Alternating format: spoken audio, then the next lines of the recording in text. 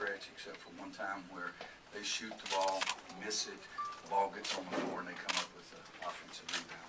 But other than that, I loved our toughness, going to the free throw line, making the free throws. We're down 6. We ran a set play. I think it was Leslie that ended up penetrating. I didn't want him to shoot the 3. He made the basket, and then we get a basket and a foul on the next possession, and all of a sudden it's a 1-point game again. But they're hard to guard. When they went so small out there, it's hard to try to keep John and Z in the game, but we want to keep something in there with size because we can go inside ourselves, and I think Z was extremely important to us. But we didn't make a lot of shots.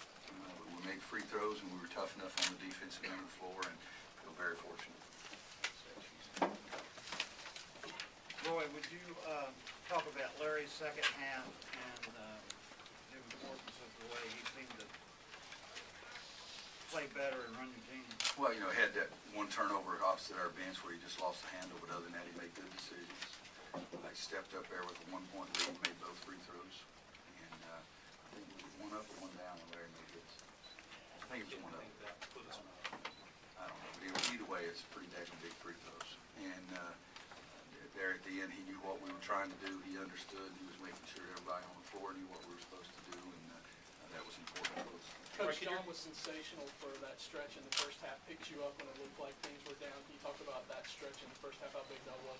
Well, John has been really impressive offensively the last couple of games, and at times been our only offense. And we need him to do that.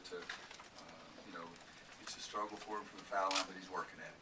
And that's all I can say. He's trying to make them. He's working at it, and he's going to get better at that. At the end, I kept taking him out because I didn't want him to try to foul him at the end. In fact, we were trying to foul so they wouldn't shoot a 3-point shot, but Dexter said he had a better idea. He just missed the free throw and let it be tapped around for a while.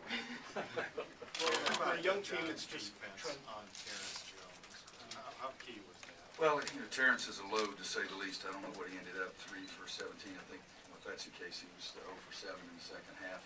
We tried to use John on him because John's size would bother everybody. The first half, we didn't double him. In the second half, if he got the ball against anyone other than John, we were going to double him in the post. But Z did a nice job on him as well, and he's hard to guard because he can step out and make 3-point shots. He can take it to the basket. He's very, very strong. I mean, he's a man out there. And so our defense on him was important. Defense on Brandon was important too because they're really, really gifted. For a young team trying to grow up, how important is the positive reinforcement of winning a game like this against this team?